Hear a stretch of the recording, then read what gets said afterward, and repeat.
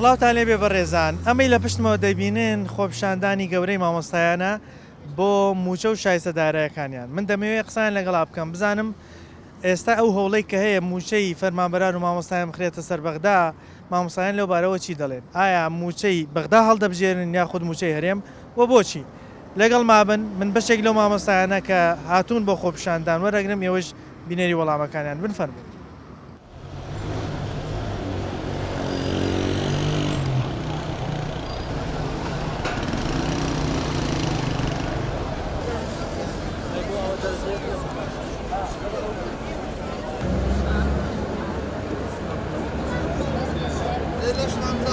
موچەی بەغدایە موچەی هەرێم ئێمە بە یەک دەنگاڵین موچەکانمان بخەنە سەر بەغدا بچێتە سەر بەغدا موچەی بەغدا موچەی بەخا موچەی بەغدا موچەی بەغدا ئەمانە ئەم جارە بەغدا تاقیکەینەوە حەزەکان موچەکەی بچێتەوە سەر بەغدا موچەی بەغدا بە دڵنیاییەوە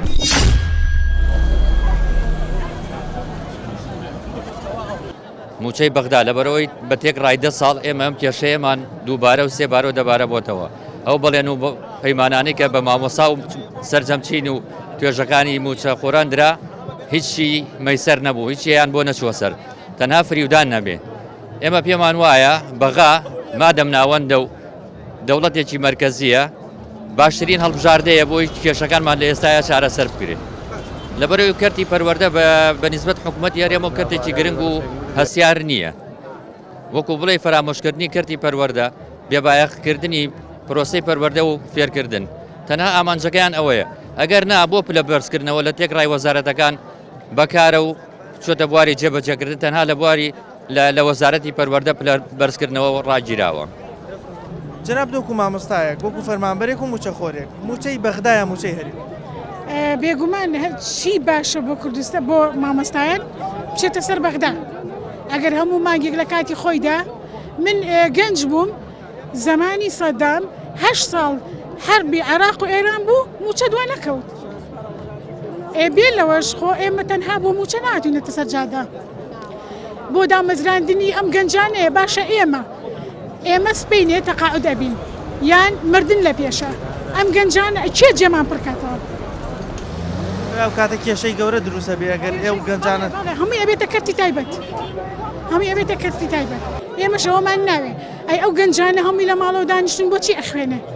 مامۆستا بۆچی ناتانێ موچەتان لەسەر هەرێم بمێنێتەوە لەبەرەوەی زۆر دوا ئەکەوێ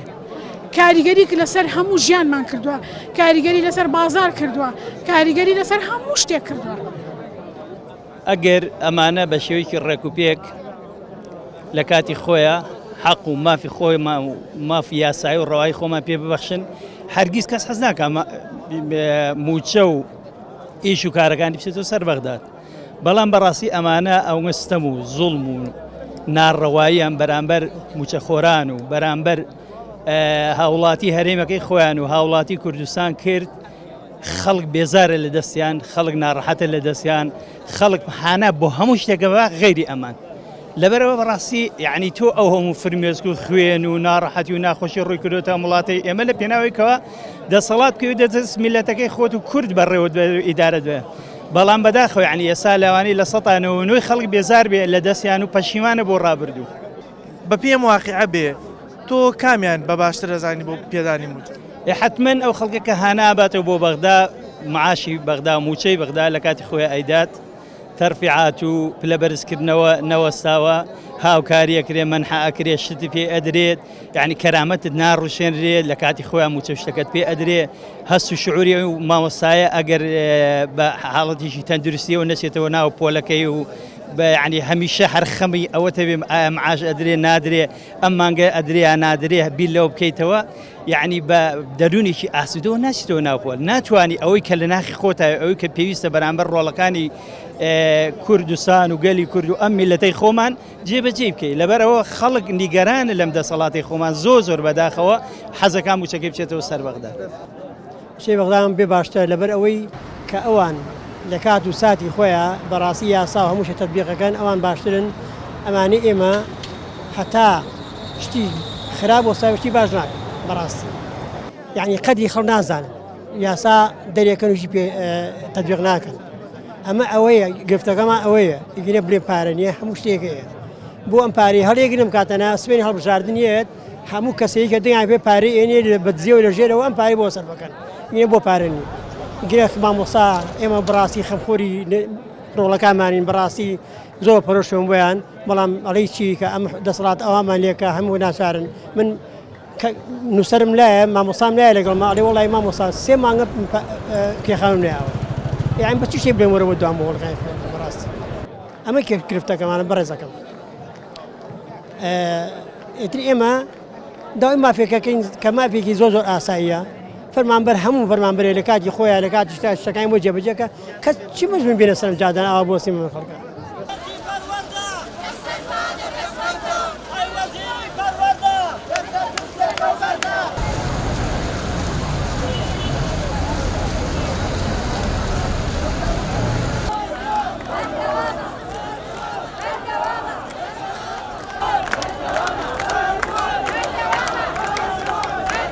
وەڵام موچەی بەخە بۆچی موچەی بەخە؟ لەبەرەوەی لەوێ هەرچۆنە بە سیستەمێک هەیە کە ئەگەر خەلەلی هەبێ بەرەنگاریە بنەوانێ بەڵام لێرە دوو حیزب بوونەتە کەڵەگا بوونەتە مافیا بوونەتە هەموو شتێک بەسەر ئەو میلەتەوە مافی خەڵقە خۆن بێەوەی کە جوابی ئەمان نوێنەری چێن ئەگەر جوابی خەڵق نێنەوە کەواتە بەس نوێنەری خۆیانن نوێنەری خوان و بنەماڵەکانن بۆ ناتەوێت موچەت لەسەر هەرێم بمێنێتەوە کاکە تا ئێستا ئەوەتەی ئەمان حکوومەتیان دروست کردو هەر بە شەڕ و ململانی و دزی و تاڵانی دەستیان پێ کردو خۆ ئەتوانم بڵێم بەرچاوڕوونیەکە ناو بە میلەتە تا پشتیوانیان کرێ بێت وایە لەبەر دزیە ناتوان موچە و کوڕێک و پێکی دابش تەبعان ئەگەر دزەکەیەکێ بواە جارانی مامەن و سەدام حوسێن بەڵام ئێستا هەرچیە گەڵەستێ لەم حیزبانە دیکتاتۆرە ئەوە تا خۆیان تەسبیحی خۆیانەکەن تەنها لە ناو یەکە تەسبیحی خۆیانەکەن و دوێنێ پیاوان پێکوشتو ئەمڕۆ خوانی کوشتنەوەنی بۆی سەرڕەکانەکەش بنەبێ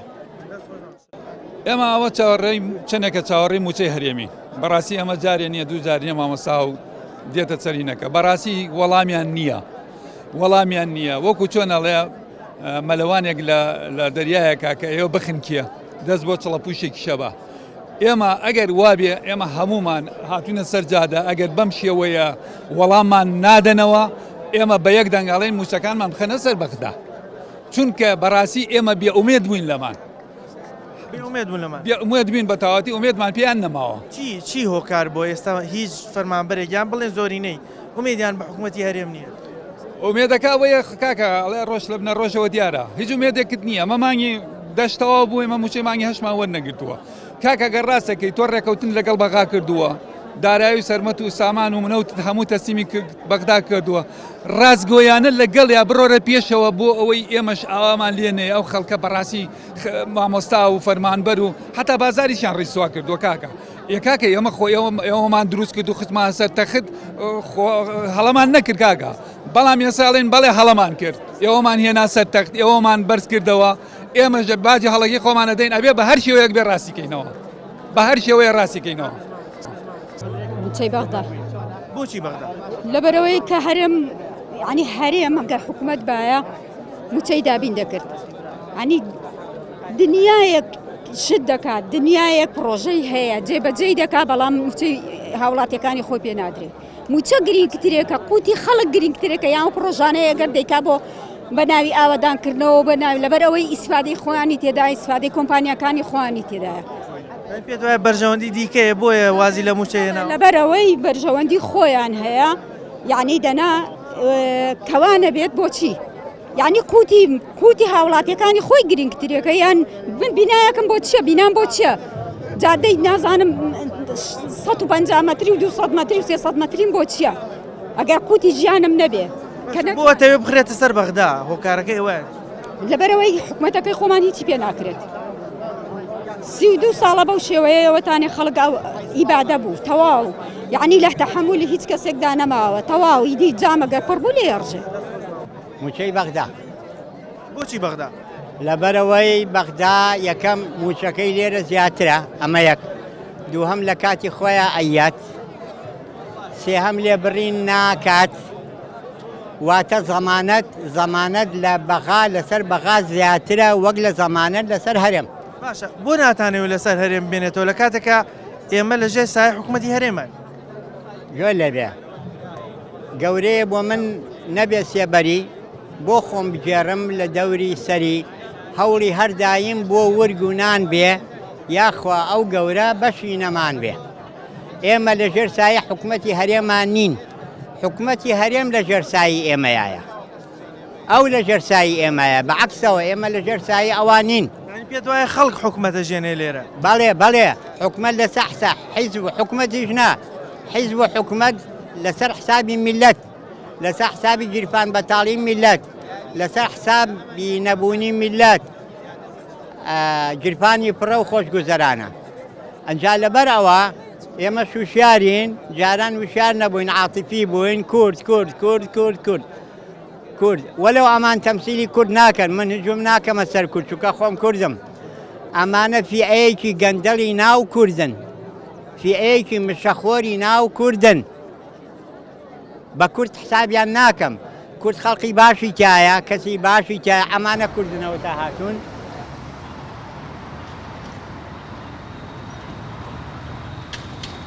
موچەی بەغدایە موچەی هەرێم؟ ئێمە بە یەک دەنگاڵین موچەکانمان بخەنە سەر بەغدا. بچێتە سەر بەغدا. موچەی بەغدا. موچەی بەخە. موچەی بەغدا. موچەی بەغدا. ئەمانە ئەم جارە بەغدا تاقیکەینەوە. حەزەکان موچەکەی بچێتەوە سەر بەغدا. موچەی بەغدا بە دڵنیاییەوە.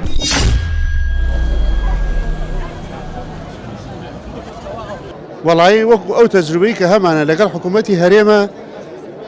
دەرکەوت کە هیچ سوودێکی نییە بۆ موچەخواران و تەنها ئەوەیە ئەوەنەی بۆی بکرێت لە پارەکەی ئەدزێ بۆی کە خۆی دەوڵەمەند کە ئیتر حەقی نییە بەسەر موچەخوار پارەی پێی نییە مەعیشەتی ئەڕوا ناڕۆ. بەڵام ئەگەر بەغداد باشتریش نەبێ گرنگەوەی ئێمە ئەممان تاقی کردەوە بە دڵمان نەبووە، ئەمانەیە ئەم جارە بەغداد تاقیکەینەوە. بەغداد بە باشتر ئەزانی. باشە بۆ تەوێت لەسەر حکوومەتی هەرێم نامێنێ لە کاتێکە حکوومەتی هەرێم ینی هاوزمانی خۆمانن، ئەو سەرکردانە لە نەتەوەی خۆمانن، بۆ ناتەوێت لەسەر ئەمان بێنێت؟ وەڵی ڕاستە هاوزمانە، بەڵام مەرجنی ئەو زوڵم و ناحەقی کە نزیکەکەی خۆت یا هاوزمانەکەی خۆت لێ دەکا قەنەعەتم نییە کەسێکی بێگانە ئەو زاڵمێ بەرامبەر بە تۆ. لەبەرەوەی ئێمە ئەبینین وەزعی مەعاشخۆر لە کەرکووک بۆ ئەولاوە بۆ خوارەوە هەمووی ئەبینین زۆر لە ئێمە باشترن. عەلئەقەل ئەوان پیان ئەوترێ وڵات، ئەوان پیان ئەوترێ مەسەڵەن حکوومەتێکی کە باوەڕ پێکرا و لە هەموو شوێنێکەوە باوەڕی پێکرا و سیقەی پێ هەیە و ڕێگەی پێدراوە. بەڵام ئیمتیازات و پلە بەرزکردنەوەشکە لەوێ ئەی تەبعەن ئەوان کە ئەڵێم وەزعیان لە ئێمە باشترە، یعنی لە هەموو ڕوویەکەوە هەم پلە بەرزکردنەوەیە ئیمتیازاتی خۆیان هەیە، جگە لەوەی کە ئەوان لە ڕێی بانقەکانەوە ئەتوانن لە زۆر شتی ترە، لە زۆر بواری سلف و ئەمانەیە ئەتوانن لە زۆر بوارە سوودی لێ ببینین. بەڵام ئێمە ئەوەشی کەن نایشمان نەنێ ئێشتا هەرداوایەکەن جاوەڕ ئەگەر بدەنێ ئێمە کە حەقی خۆمانە موچەکە ئەوە وتمان کاکە 92 وتمان حکوومەت پارەی نییە بە هەرحاڵ، داعش ها وتمان مەسرەفی شەڕ زۆرە و پارەکەی هەمووی بۆ ئەو بەکارێن بە هەرحاڵ الحوکم لله. کۆرۆنا هات وتمان بابە ئەمە نەوت ناڕۆدا هاتێکی کەمی هەیە، بەڵام دەرکەوە لە هەر هەموویان درۆ بوو. لەو کاتانیشە کە ئەیوت کەوتیان حکوومەتیان قەرزار کرد بە ناوی قەرزاری و هەموو قەرزەکەی تەمانەکەوێتە سەر ئەستۆی ئەم هاوڵاتیانی کە لە کوردستان ئاژین، بەڵام لە هەمان کاتە خۆیان دەوڵەمەند بوون. ئەی باشە معقولێ تۆ حکوومەتێکی زل و زەبەلابەم هەموو وەزارەت و بەڕێوەبەری گشتی و وەزیر و گزیرەوە ئیش بکە بەرهەم بێنێ پارە پێیاکە بەڵام قەرزار بێ، بەڵام لە لەولاوە کاکی مەسئول بە ملیاران دۆلاری کۆ کردوێتەوە. موچەی بەغدا بە دڵنیاییەوە چونکە هیچ متمانەیەکم بە حکوومەتی هەرێمە نەماوە. ئەوەندەی من دیقەتێم لەو کاتێ من تەعیین بووم لە 97ەوە تا ئێستا حکوومەتە لە بچووکترین بیا پاساوە گەڕێ بۆی غەدر لە فەرمانبەرەکانی بکە، غەدر لەو موچەخۆرانە بکە کە تەمەنێکیان بەخشیوە. بەنمونە من نزیکەی 25 ساڵ خزمەتم هەیە، ئێستا گە بڵێم کواخ خانەنشینی ئەو پارەی کە مانگانە لێو بڕیەوم لە خانەنشینی هیچی دیارنی. هەمووی ئەخوات هیچ شتێکمان نییە، یعنی ئەوەی کە لێرە هەیە لە ڕاستیان نە حکوومەتە نە دەوڵەتداری. وەکو نووسنگەیەکی دراوی لێ هاتووە ئێماڵێن موچاڵێ با بەغابینێرە، ئەڵێن باعی ئەڵێن با بەغابینێرە، ئەڵێن نەو دەڵێ با بەغابینێرە. یەکەوابی وەڵی تۆمان ناوێ ئێمامانوێ سەر بە بەغابی. من دیقەتێم لەم هەموو قەیرانەی کە ڕوویاوە لە 2014 کە داعش هاو، دواتر کە کۆرۆنا هات، ئێستا کە قەیرانی ڕاگرتنی نەوت هەیە، تەنها موچەخۆر ئاسایی باجەکەیە. تا ئێستا بڕۆ حیزب یەک حیزب نییە دەسەڵاتدارەکان مەبەستە بارەگایەکی کەمی کردبێ یەک مەسئولیم نییە ژماری پاسەوانەکانی کەمی کردبێ ژماری ئۆتۆمبیلەکانی لە دوایەوە لە دەوە ببێ بە 5. موچەی بەغدا بۆچی موچەی بەغدا؟ موچەی بەغدا وەڵی ئەو دزی ناگا گەندەڵی ناگا حەقی مەعاشۆ لەدات ئیتر هەر ئەوەیە خۆ ئێمە چیمانەیە ئێمە بۆچی بۆ بایکۆتمان کردو ئەمە حەز ناگەین بایکۆت بکەین حەزەکەین لە هەوڵەکانی قوتابخانە بین و دەرس بڵێنەوە بەس ئەگە سایشتە دارەکانمان پێ نەدرێ مەجبورین یعنی داوام بۆ ناتەوێت لەسەر حکوومەت هێرێم بێنێتەوە جان بۆ ناتەوێت موچەت لەسەر حکوومەت هێرێم بێنێت قوربان جان ئەمانە ئیتر ئەمانە میلەتیان ینی میلەتیان برسی کردووە داماوە کردووە ینی چی بکە ینی میلەت چی بکە مەجبورە پەنا بۆ دوژمنەکەی بە وڵای من وەکو فەرمانبەرێک زۆرم پێ ناخۆشە لەگەڵ بەغدایە ڕێککەوینەوە بەڵام زۆر بەداخەوە ئەمانە ویان لێ کردین کە ئێمە دەست بۆ هەرچی شتەیە بەرین کە بە حەز و ویسی خۆمانە بۆ چەندەها ساڵە شەهید و قوربانی بۆ ئێن کە ئێمە دووربین لە دەستی ئەوان و بەڵام ئەوان بە ناچاری ئێمەیان خستە و باوەشی ئەوان خۆیان بە سەفقەی گەورە لەگەڵیانە ئیتفاقەکەن و هەرچی شتە لەگەڵیانە کۆکن و دەپان و قسەی خۆش و پێکەنینیان هەیە لە تەلەڤیزیۆنەکان بەڵام بەداخەوە کە ئێمە داوای حەقێکی خۆمانەکەین بۆ ئێمە هەموو شتێ بڤێ و ئێمە لە نەوەتەکانە دروشمێکمان بەرز کردەوە سەری بەرزمان بۆ موچە نەوی ناکەین لە پێناو کوردایەتیە ئەومان کرد خۆمان برسی کرد خۆمان ڕەشڕوت کرد بە خاتری ئەوە بەڵام ئێستا لەم سەردەمی پێشکەوتن و سەفقەی نەوت و ملیار دۆلاری و بردنی vێلاکان بە ئاسمانە ئێمە بەرەو دواوە بگەڕێنەوە چینی موچەخۆرەکان لە ملیۆنێک و 200,000 فەرمانبەر تۆ پەرە بە کەرتی تایبەت بیت و پەرە بە کەرتی بانخە تایبەت ئەهلیەکان بەری هەرچی دام و دەستگای حکومیەت و ئیهمالیکەی زۆر بەداخەوم و بە هەموو شێوێک لەگەڵ ئەوەم چی باشە بۆ فەرمانبەرانی هەرێم ئەوە بکرێت. طبعا موچەی بەغدا بۆچی بەغدا؟ لەبەرەوەی یعنی ئێمە 30 ساڵە تەجروبەمان هەیە لەگەڵ موچەی هەرێمە لەگەڵ دەسەڵاتدارانی هەرێمە و ئەم بە 10 ساڵەی کۆتایی خەڵک لە قەیرانێکی زۆر سەختدا ئاژی لە کاتێکە مناڵێک ئەگەر یەک تۆ شارەزایی هەبێ ئەزانێک کە پارە هەیە لە هەرێمە پارە هەیە لەبەرەوەی نەوتێکی زۆریان فرۆشتووە چەند ساڵە داهاتێکی ناوخۆی زۆر باج و غڕاماتێکی زۆر لەگەڵەوەشە ناتوانن موچە بن بەڵام دەڵێن ئێمە قەرزار بووینەتەوە ئەم هۆکاری قەرزە چییە؟ وەڵای برا جوانەکەم تۆ شتیوات بینیوە تۆ نەوت بفرۆشیت و قەرزاربی قەرزارن بەڵێ لەبەرەوەی دزەکان گەورن لەبەرەوەی تێر ناخۆن وەکو خۆیان ئەڵێن ژێرزەمینەکانیان زۆر گەورن پڕ نابێ ئەمە دانپێدانانی خۆیان دانانی خۆیانە بەڵێ کە خۆیان ئەڵێن ژێرزەمینەکان پڕن لە پارە کەواتە بۆیە قەرزارن لەبەرەوەی زۆریان دزیوە و ئەو داهاتە کەمەی کە بۆ خەڵکیان داناوە باوەڕ کە قەترەیەکە لە بەحرێک ئەگینا ئەوەی تر هەر هەمووی ئەڕۆ بۆ دزی ئەم وەزیرە وەزیری پەروەردە خۆی لە سلێمانی گەورە بووە ئازانێ خەڵکی سلێمانی دەبێتی لە سەدام حوسێن قوبوڵ نەکردەوە ئێستا لەوانی قوبوڵ ناکە با دەبێتەکەی هەڵگرێ بۆ لای خۆیان تا چەند بەو وشەیە تێک چوو کەوتی دەبێت تێک چوو بەڵێ بە وشەیە تێک چوو بڕیار درابوو لە هەنێ مەکتەب دەوام بکرێتەوە ئەمڕۆ لە هەنێ مەکتەب بڕیار درابوو دەوام بکرێتەوە بەڵام وشەی دەبێت لە سلێمانیە نایخۆ لە دەڤەری سلێمانیە وشەی دەبێت نایخۆ هەر لەبەر ئەوەش ئەمڕۆ دەوام نەکرایەوە گینا ئەگەر دەبێتەکەی ئەو نەبووە ئەمڕۆ دەوام ئەکرایەوە هیچ لەو مۆزەف و مامۆستا و ئەمانە هیچ باوەڕیان متمانەیان بۆ حکوومەتە نەماوە بەڕاستی چی هۆکار بۆ متمانە لە دەست بدا ئەو وەزعی کە ئێستا دەیبینی جەناب تەجروبەت هەیە موچەت پێشتر لەسەر لە بەغداوە هات و لە 2013 و شواردەوەیشی حکوومەتی هەرێمەیدا ئەم دوو تەجروبەی چی بۆ دەرخسی؟ وەڵای ئەوەی بۆ دەرخستم کە هەموو دام و دەستگاکانی لای خۆمان هیچیان بەکەڵک نان بەکەڵک ناخێر ناوڵە هەمویان لەبەر گەندەڵیشی زۆر هەیە خەڵک هیچ نەمامۆستا و نەمۆزە و هیچیان متمانیان نەماوە بەڕاست وەڵام موچەی بەغداد بۆچی بەغدا؟ لەبەرەوەی لە هەموو کات و ساتێکی خۆیان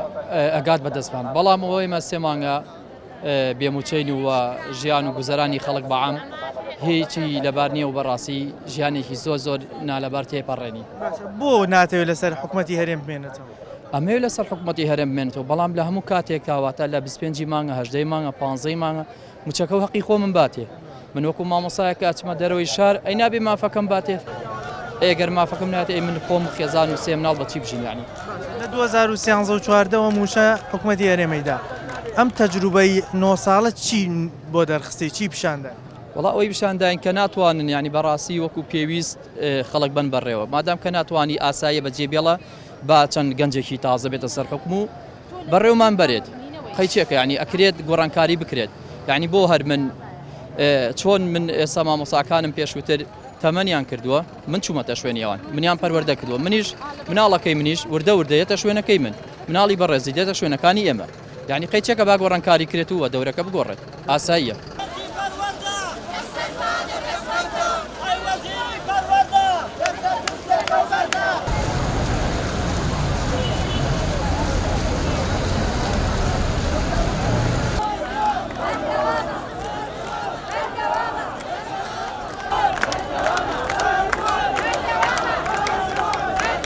ڕۆژێوەڵان نەوتەکە ناڕوە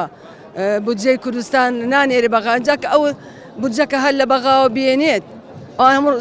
سەری مانگی ڕائەکەن بۆ بەغا بۆ سوالکردن ئێبا ڕاستەوخۆ لە بەغا بگاتە دەستی فەرمانبەر و مامۆستا وا باشترە. بەڵام ئەوان ئەڵێن داهاتی پێویست لە بەردەست نییە تا دابەشی باوەڕ ناکەین ئێمە چونکە ئەوان زۆر لە شتی کا سەرفیەکەن خۆتان زانین خەڵکم و بەرەوە چاوێتی زۆر لە شتی کا سەرفیەکەن خەڵک چاوی هەیە بینێ من خۆم 85 مامۆستام لە بیدایەتی نەوەدەکانە کە لە دوای ڕاپەڕین ئەنیەت ئاوە مەعاژ نەبوو موچە نەبوو بەڵام سەری بەرزمان بۆ موچە نەوی نەکرد بۆ لەبەر ئەو کاتە دەسەڵاتدارەکان دز نەبوون لەگەڵ میلەتا بوون بەڵام ئێستا بەداخەوە دەسەڵاتدارەکان هەموو گەشتونە تەقیمەوە ئێمەشدا ئەرزەکەین بۆیە ئێمە ئێستاوە هاتوێنە سەرجادا بەڵام کاتی خۆی من ئەو کاتە نزیکی 2 ساڵ سەری بەرزمان بۆ موچە نەوی نەکرد. هەوڵێکەیە موچەی مامۆستا و فەرمانبەر بخرێتە سەر بەغدا تۆکو خۆت وەکو موچە خۆرێک موچەی بەغدایە موچەی هەرێم موچەی بەغدا بۆچی بەغدا لەبەروی هەرێم دزە چۆن ئەم تەجروبەی نزیکەی 9 ساڵە حکوومەت یێرەم دەڵێ من خۆم موچە دەدەم ئەم تەجروبەیە چی نیشاندا؟ ئەم تەجروبەیەوە نیشانەیە کە ئەوان هەموو داهاتی میلەتیان دزیوە کامەتە موچیان کامەتایەوە وەختی ئەوان موچیانەیە داهاتێکی زۆر زۆر لە بەردەسا بۆ بۆیە موچیان ناوە زیاد لە حەدی خۆیان دزیویان ئەنجا بەشی ئێمەشیان ناوە بەڵام ئێستاش داهات لە بەردەست ئێستا شیانە ئێستا ژیانە موچی ئەو سێمانگی کە نەدراوە بیان بە ئاسانی بەڵام نایەن بۆ خۆیان هێڵەگرن لەبەرەوەی نزیکی هەڵبژاردنە پێویستیان بە پارەیەکی زۆرە سەرفیکەن بۆ لایەنگرەکانیان نیان بێن. لەبەرەوەی حکوومەت یاریێمی کوردستان 32 ساڵ بە بەرنامە ئیش ئەکا لەسەر شکاندنی تاچی مرۆڤ تاچی کورد شوناسی عقلی هزری ئینسانیەتی بەشەریەتی ڕێزی وەفای کەرامەتی لەکەدارەکە حکوومەت یاریێمی کوردستان بە سیستەم ئێوێ خەڵک گەمژە بێ خەڵک نەخوێنەوار بێ خەڵک هەر بەڵێ قوربانکە ئێمە ئیتر خەڵک فێر بوو تەواو ئیتر بەڵێ بۆ هیچ دەسەڵات و پێگە و یاسا و کارگێڕێکی وەزارەتی خوێندنی باڵا وەزارەتی پەروەردە و یەکەی ئیداری حکوومەت یاریێمی کوردستان ناکەین ئێمە لەبەر ئەوەی ئێمە ئەمانەوێ ئیتر ئەم گاڵتەجاری ڕابگیرێ لە ڕێی بانقی TBIەوە موچەی هەرێمی کوردستان بە فەرمانبەران لە کارگوزارێکەوە تا پلەی پرۆفیسۆر دابەش بکرێ و حکوومەتی هەرێمی کوردستان و کابینەی نۆ نێچیروان بەرزانی ئاشتی ئەورامی مەسوور بەرزانی قوبا تاڵەوانی ئەم 4 کەسە بەرپرسن لە فەوتانی 42 موچەی فەرمانبەران بۆ هەموو پۆستەکان پلە بەرزکردنەوە پاشەکەوتی 7 ساڵ و زائیدەن دواکەوتنی موچە و زائیدەن 36 چارەکە موچە ئەمانە لی بەرپرسن کەس دەڵێ ئەرک و مافێ لە ماڵەوە کە باوک بووی ئەبێ ئەرکێ هەبێ و مافی شتەیە کاتێککە تۆ ئەرکەکەت جێبەجێ ناکەیت و منیش ئەرکەکە بە من جێبەجێکەیت و مافم بۆ دابین ناکەی ئێمە ژەڵی نەخێریتر بە پێی تەجروبەی موچە مودەیەک لە بەغداوە دەهات مودەیەکیش ئەوە 9 ساڵێک کە حکوومەت یێرەم دەیدا بۆ موچە لە حکوومەتی هەرێم بێ یا حکوومەتی بەغدا قوربانجان حکوومەت لەسەر ئەرک و مافدا ئامەزرێ ئەرکەکانی بە هاونیشتیمانی جێبەجێەکە مافەکان دابینەکە ئەرکی حکوومەتی هەرێمی کوردستان و هەموو حکوومەتێکی جیهان پاراستنی ئاسایشی خێزانە پاراستنی ئاسایشی ئەخلاقە حکوومەت یاریێمی کوردستان بە سیستەم خەڵکی بێخلاق کردووە ئەوە ڕاستیە لەبەرەوەی من شکۆم هەیە من باوکم من دایکم من لە ماڵۆ ڕمە بە ماڵەوە ئەبێ کرێخان و دابینکەم قیز دابینکەم مۆلیدە نان خواردن مارکێت ئینتەرنێت ئەمانە پێڵەن چی ئیلتیزاماتی کۆمەڵایەتی کاتێککە تۆ بۆم دابین ناکەی ئێ منیش مەجبورە بم بڵێم نەخێر ڕوونە خۆپشاندان بەڕاستی لە دۆخێکایە کە مامۆستا لە کۆتایی مانگی دەنزیگە بێتەوە موچەی مانگی هەشتی وەرنەگرتووە هەموو ئەرک و بێمافکردنەکانی کە لێگەڕێ ئەمە بەڕاستی فەزیحەیە بەنسبەت هەر وڵاتێکەوە کە سیستەمی تیابێ قانونی تیابێ موەساتی تیابێ وەزارەتی تیابێ حکوومەتی تیابێ بۆیە ئەم داواکاریە سەرەتایترین داواکاریە و حەقوایە هەموو دایک و باوکان فەرمانبەران بە شێوەیەکی گشتی یەکدەنگ بن و بەم جۆرە وەڵامی لایەنەکانی دەسەڵات بدەنەوە تا بچەنە ژێرباری ئەرکەکانیان. ئێستا پاساویانەوەیە کە لە بەغدا و پارە نایەت، بەڵام لە ناو خۆداهاتێکی زۆر هەیە تا ئێستاشی لەگەڵ بێت کە حکوومەتەکەیان حکوومەتەما بەسەرچۆکەیان ناتوانێت موچەی مانگانە بدا، تا ئێستاشی لەگەڵ بێت کۆمپانیاکانیان و لە ڕێگەی کۆمپانیاکانیانەوە بڕێکی زۆر داهات بە ئەسلوبی جیاجیا لە داهاتی ناوخۆچێتە گیرفانی حیزبەکانی دەسەڵات. ئەوەی دەبینی ئێستا حکوومەت یاریێم دەڵێ من هەژماری تایبەت بۆ فەرمانبەرانەکەمەوە هەژماری من، بەڵام بەشێک لە فەرمانبەران دڵنیانی لەمە لەسەر ئەوە هەندێک زانانیمان پێ بدە چی هەیە دەربارەوە هەژماری؟ فەرمانبەر و موچەخۆر حەقی خۆیەتی بەگومان بێ لەو هەژماری منە و لەوەی حکوومەت ئیعلانی کردو. بۆ چونکە یەکەم بەپێی یاسای چاکسازی کە لایەنەکانی دەسەڵات خۆیان زۆریان پێ هەڵدا گەر بیرمان بێ لە ساڵی 2020 کە لە پەرلەمانەوە تیان پەڕان ئەبوو وەزارەتی دارایی هەژمارێکی بانکی بۆ هەموو موچەخۆرە بکاتەوە لە بانکی حکومی بۆی پاشەکەوت موچە پاشەکەوتکراوەکان بسۆگەرکە، بۆی سوود لە موچە پاشەکەوتکراوەکان وەرگێ بۆ دانی قەرسی ئاو و کارەبا. حکوومەت ئەمە ناکە کە یاسایی هەیە کە ئەرکێتی کە قازانجی فەرمانبەرە یەت شتێکی ترەکاتەوە لە بانکی ئەهلی کە بانکەکان بەشێکی زۆریان ئەهلیەکان یاهی خۆیانن یان نزیک لە خۆیانن. کێشەکە ئەمەیە حکوومەت لە ئەرکە سەرەکیەکەی خۆی کە بەپێی یاسا لەسەر شانیەتی خۆیت زێتەوە ئەچێ شتێکی دیکۆریەکە کە لە ڕاستیان موچەی فەرمانبەر مسۆگەر ناکاوە فەرمانبەر بەگومانە لەوەی کە ئەو هەژمارە بۆ چیەکرێتەوە. ئەی بانکە حکومیەکانیشیان چیەکەواتە یەکێتی و پارتی تا ئێستش بەهۆی هەیمەنەی حیزبیان بەهۆی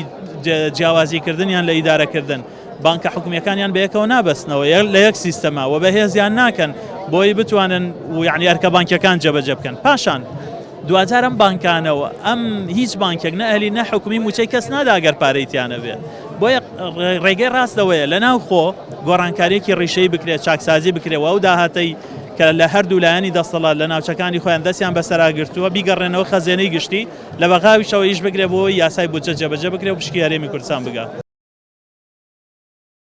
من هاتووم لێرە داوای مافی خۆم بکەم جوان نییە من لێرە داوای مافی خۆم بکەم ئەسڵانە بووایە هەر بۆ خۆی حکوومەت دەرگای مەکتەبەکانی بکردایەتەوە. من دایکی خۆم مامۆستایە چەند مانگە بێ موچەی وەرنەگرتووە دایکی من مامۆستایە ئەگەر موچە وەرنەگرێت چۆن بتوانێت پێداویستی قوتابخانەم بۆ بکڕێ. زۆر باشە. حەزەکەی مەکتەب بکرێتەوە؟ بەڵێ. باشە. دایکت چیت بۆ باسەکە دەربارەی مەکتەب حەزەکەی ئیتر بچیتەوە بۆ مەکتەب و ئیتر موچەی مامۆستایانی بدەیت؟ بەڵێ من ڕۆژانە بە دایک مەڵام دای بۆ قوتابخانە ناکرێتەوە دایکم پێم مەڵێ ئەڵێ با موچە بدرێ ئەنجا ئەکرێتەوە چکە باشە موچە چ پەیوەندیەکی بە منەوە هەیە ئەسڵەن ئەبووە ئێمە تەداخولی ئەم شتانەمان بکردایە. باشە پێت وایە خەتای کێ بۆ موچە نادە؟ خۆ خەتای خەڵکەکە خەتای حکومەت دنیا چکە حکومەت حەزەکە خەڵک نەخوێنەوار دەرچێ حەزەکە هەموو خەڵکێ بمرێ ئەبووە لە ڕەخی حکومەت بچوە داوامیان بکردایەتەوە بۆی ئێمە ئاوە نەخوێنەوار دەرنەچوونە.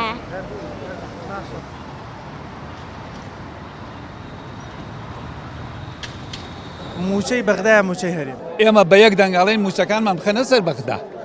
بچێتە سەر بەغدا. موچەی بەغدا موچەی بەخە موچەی بەغدا موچەی بەغدا ئەمانەیە ئەم جارە بەغدا تاقیکەینەوە. حەزەکان موچەکەی بچێتەوە سەر بەغدا. موچەی بەغدا بە دڵنیاییەوە.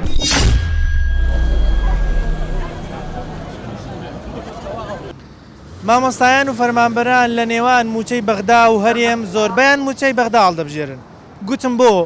وتیان لەبەرەوەی تەجروبەی 9 ساڵ موچەدانی حکوومەتی هەرێممان هەیە بایکۆتکردن نەدانی موچە پاشەکەوتکردن لێبڕینی موچە هەموو ئەمانی لەسەر تاقی کردینەوە بۆیە دەمانەوێت موچەکانمان لەسەر حکوومەتی هەرێم نەمێنێ بچێتەوە سەر بەغدا و ئێمەش ئیتر واز لە بایکۆت بێن و بچینە ناو هۆڵەکانی خوێندن. بەڵام وەکو خۆیان دووپاتیان کردەوە هەتاوەکو موچیان بەڕێک و پێکی نەدەنێ و بەم شێوازەی کە موچەیان دواکەوێت بەم شێوازە بەردەوام بێ ئەمانیش لەسەر خۆپشاندان و بایکۆتکردنی وڵەکانی خوێندن بەردەوامە بن هەرچەندە زۆربیان دەڵێن لە ناخشەوە خەفەتبارین لەبەرەوەی ناچینەوە هۆڵەکانی خوێندن و قوتابیەکانی چاوەڕێی ئێمن. بەنامەم جارم پێشکەشکردن تا بەرنامەیەکی تر بەخوای گەورەتان ئەسپێرم خواتان لەگەڵ.